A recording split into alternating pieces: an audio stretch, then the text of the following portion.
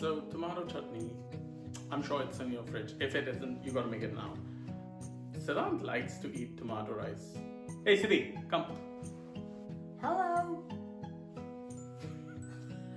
Do you like tomato rice? Yes. Then let's make tomato rice with the tomato chutney. Let's go.